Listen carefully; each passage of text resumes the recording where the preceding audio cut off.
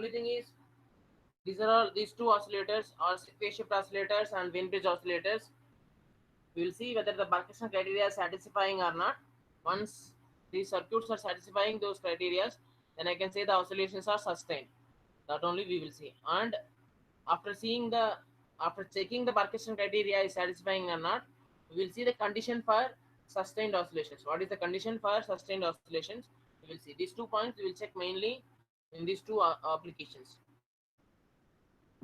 As the name suggests, the RC phase shift oscillator circuit will look like this. So one inverting amplifier, that inverting amplifier, one more feedback network. So this one till here is the feedback network. If you consider only feedback network, in that feedback network we used three RC portions. If you take only one RC portion, for this RC portion, if you apply V in and if you take V naught, what is the phase shift between V in and V naught? If you see, for that to see, if you want to see, so you can call the as we'll call it as impedance now. The capacitive impedance ZC is equal to minus JXC minus JXC, where XC is equal to 1 by omega C. Omega equal to 2 pi of C. So capacitive, we can also call it as this impedance. We call it as capacitive reactance. Will be represented with the help of mathematical expression minus JXC. So if you want the total impedance, so the capacitive impedance and resistive impedance come summation of that we can call it as a total because both are in series. Both are in series as a total impedance. So Z equal to R minus JXC. And if you see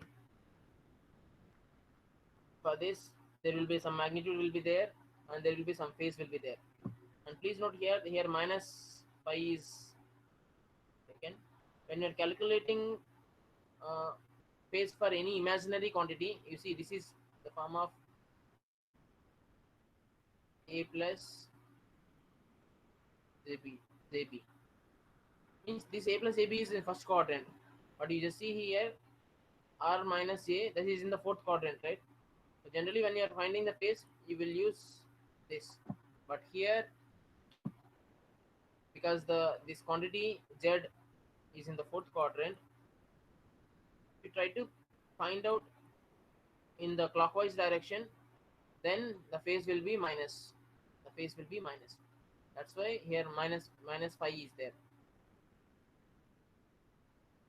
So in this circuit, I equal to anyhow Vi by Z, Vi by Z, but Z we are using now phasor quantities. Till now, whatever the equations we seen was DC quantities. Now these are AC quantities, so that's why phasors will come. So if imaginaries are there, we will use phasors. So phasor will have some magnitude and some phase. So I equal to Vi by mod Z triangle of plus 5. What is the mod Z value? R square plus Xc square root. That is, you know, the magnitude of A plus J beta. How you will find out magnitude and phase. And tan inverse of imaginary by real part will give you the phase. Imaginary is Xc and real part is R.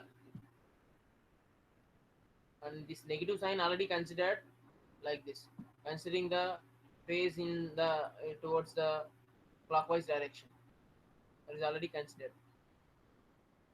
So in order to mention this, you can directly take the phase, right? So you just see the tan value. You just observe the tan table, you will get maximum value 30 degrees you will get at 1 by 3 30 degrees. So 1 for 45 degrees, 1 point something, that is for 60 degrees.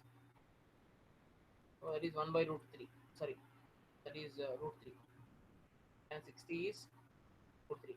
So by seeing the observing the timetable, the maximum phase angle, by suitably adjusting this xc by r, the maximum phase you will get is 60 degrees only. So with the help of, what is the conclusion here is, with the help of one RC network, we can able to get at maximum 60 degrees phase shift. But what we want, the beta network has to produce 180 degrees phase shift. So we are using three such RC networks to produce 180 degrees phase shift, each producing 60, total 180 degrees phase shift, right? So this amplifier is giving 180 degrees phase shift, this beta network is giving 180 degrees phase shift, so total loop phase will be 0 degrees. So one condition of the Parkinson is satisfied. And frequency of oscillations for that RC oscillator is 1 by 2 pi RC root 6. The derivation for this is not there in your syllabus, just remember this formula. And inverting amplifier used, the gain of the inverting amplifier is RF by R. So for beta has to be greater than 1 by 29. We substitute in this loop gain, then you will get the condition RF equal to, RF is greater than 29R. RF is greater than 29R. This is the condition for sustained oscillations in RC phase shift oscillator. This is the condition for sustained oscillations in RC phase shift oscillator. So mainly 3 points to be remembered. What is the loop phase? What is the formula for frequency of oscillations? What is the condition for sustained oscillations?